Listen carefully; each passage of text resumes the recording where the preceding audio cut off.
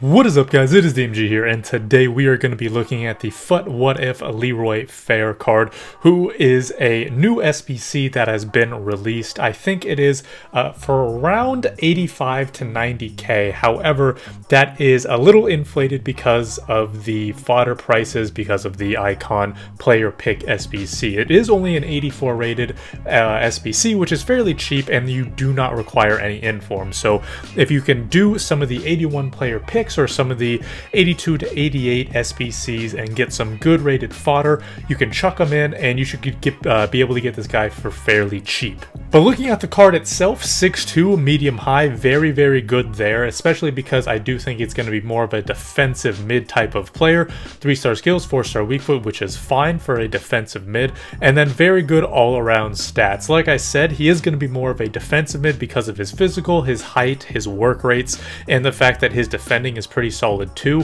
However, if you find him in an attacking position, he should actually be able to do something in that attacking position, right? The 75 finishing is not too bad. His passing is actually quite good, to be fair, but his dribbling is going to let him down a little bit because, again, he is bigger, he doesn't have a lean body type, his balance isn't very good, and his actual dribbling isn't very good either. So most likely he's going to be moving around pretty slowly.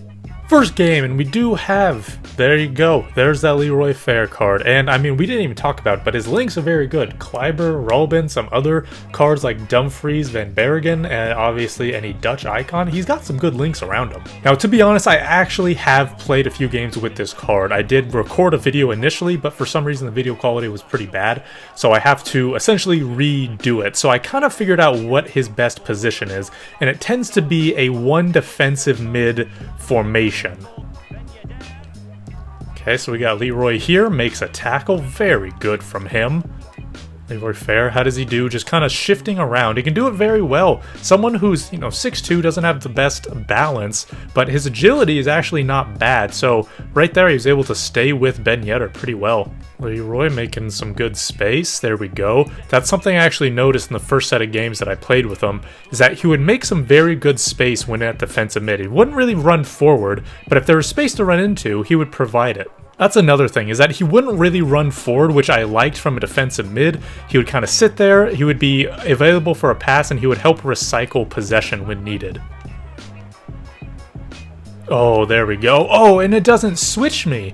So we still get the ball, at least no, not really. We don't really get the ball. We should have had the ball. Leroy Fer did very well there, and thankfully now we do have the ball, but he did well, wouldn't let me switch, but he essentially, because of his height, right, he's 6'2", good height, we were able to make that interception. Finds a good spot. I said it before, his passing is actually very underrated. It's only 83 on his base stats, very good interception there, but in actuality, his vision, his short pass, and his long pass are all higher than 83.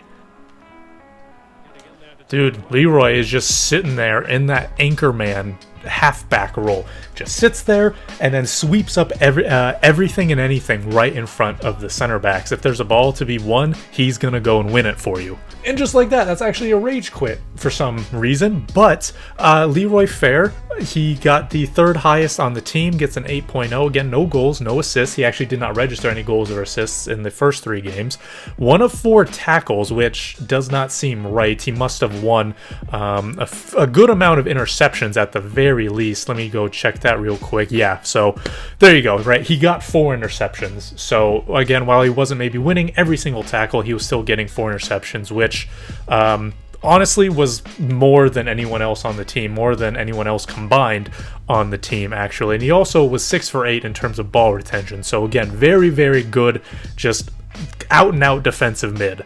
Next game, and has at least a little bit of some different players: Okocha, Dybala, Tonali, El Shaarawy, but still the Conte, the Mendy, etc. Some classic players in there. So I am going to try to put them in a 2 defensive mid formation, a 3-5-2.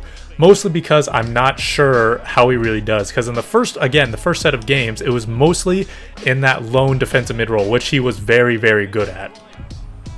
Jesus, dude, how defensive are you? My God. Leroy, good. I did switch back to a 4-3-3 because for some reason the formation I was in, 4-3-5-2, just was not working. It's one of those games where everything is just not going well no matter what. So I mentioned it in the first set of games, but whenever someone does park the bus, which this guy is doing, he brings every single player back, and if you look at the stats, he's only, he's got 27% possession. We have more attacking possession than he has just possession in general. Whenever that tends to happen, Fer tends to play pretty poorly, at least because it doesn't play to his skill set. We need someone playing a little bit higher up so then Fer can stay in that defensive mid role, because when someone's more defensive and they sit back, then Fer has to push up, which is not really any of his fault, right? Because we need more attackers, obviously. But because he's not that great at attacking, that means when he is up further forward, it takes him out of his position that best suits him, and that means you have to dribble, you might have to shoot with him, and while he's not incapable of doing that, it's not, again, his strong suit. Leroy Fer, right? Like right there, man. So this guy actually started playing a little bit up, right? He's doing that kind of high pressure shit. And I mean, again, Fer makes himself available in the attack. He does very well there. Oh, Leroy. Oh my God, that's so lucky. He did have to he did lose the ball because of his poor dribbling and his ball control, but he gets it back, which was very lucky. I mean, this was just a really poor game, honestly, from the entire defense. It is what it is, right? Leroy Fer, just 3 of 6 tackles, but he just could not do anything offensively for whatever reason. I mean, and again, you can attribute that to the very defensive play, right? 28 possession. Boy, what are these teams coming up against? So I guess I could probably take back what I said about his dribbling, because literally, I mean, like Dybala at the moment can't even dribble. Deco can't dribble. And I'm not saying Leroy Fer would turn into Dybala or Deco by any means, but it would certainly be better than what he's currently at. Well, we haven't conceded, but at the same time, it's because literally this guy wants to defend and get a draw rather than try to win, which has kind of been the story of tonight, to be honest. So again, attacking-wise, that's not Leroy Fer's the game, right? If it's a high line, he can sit back in his defensive mid spot, that's going to be his game. And unfortunately, that's just not been the case. Defensively, I mean, he's been all right. I mean, he has the third highest rated, player on the field. So I mean, it is what it is, I suppose. Oh, there we go. He's doing all right. Just bang it. Why not?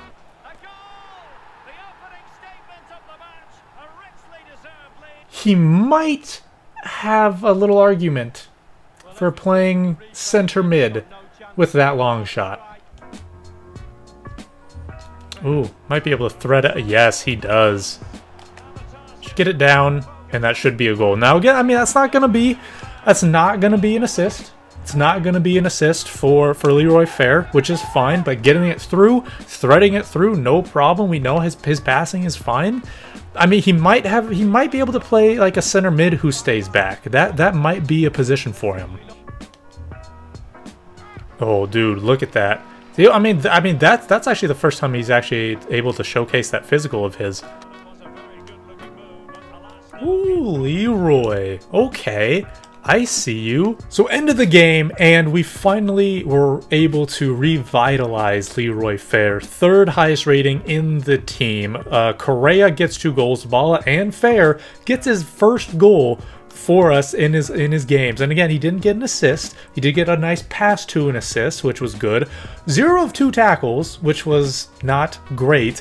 But I mean, dribbles, 29 of 30. He was the most heavily involved there. 25 of 29.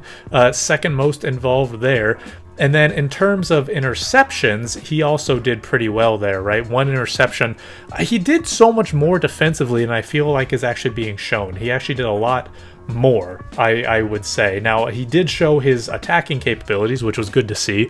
But I mean, again, like I said, we're actually able to attack. We're actually able to score goals once we put him in a center mid position, which, I think was able to revitalize him a little bit. So that was the gameplay. And in terms of goals and assists, he only did get that 1 goal, which, I mean, started us on that route in that last game. We went from literally it being 0-0 to him scoring that banger, and then we went on to win 4-0. Most likely because our opponent was very, very, very, very, very, very defensive, and so that just completely unlocked it, because then, surprise, surprise, the opponent had to attack, and guess what? He wasn't that good. Shocker. I know, it's almost as if that happens every single time someone actually defends and is super defensive. It's crazy. But nevertheless, he was very, very good defensively. And, you know, I was actually a little bit wrong about him attacking wise. You know, I did mention that he is capable. It's not as if he was bad by any means, but I said that he also probably isn't the best there. And while I still agree that he's not that center mid that goes forward, or that he's a, you know, cam or anything, or that he is an attacking player, I don't think I was giving him enough credit that he deserved, I would say. I mean, you saw his shooting. You can actually hit some good long shots with him. His shot power, which is actually a very important stat with it being 96, he can actually hit some good long shots, which is good. I mean, that was genuinely the first shot that we even took with him, and it ended up being a goal. One thing about him is that I don't think he's ever going to do anything very, very spectacular. Maybe a crazy thing here and there. To be fair, obviously the long shot was pretty spectacular, but besides that, I think he's going to be that type of player that's like a 7 out of 10 every single game. Like I said, he's not maybe going to do anything spectacular besides maybe an odd long shot here and there if he is in the position to do it. But, you know, like, he's never really going to be bad. Like, he never really had a really, really bad game. There may be times where it showed that his dribbling wasn't as good, but at the same time, it wasn't as if it shocked us that that happened, because we go into the game knowing his balance, his agility, his dribbling isn't that great. So overall, I do think it's a good card. Do some 81 plus player picks, do some 82 to 88 SBCs, put those into his SBC, and I mean, you should do this for fairly cheap. So that is going to do it for this video, guys. Hopefully you did enjoy it. Thank you guys so much for watching. This has been DMG. Peace.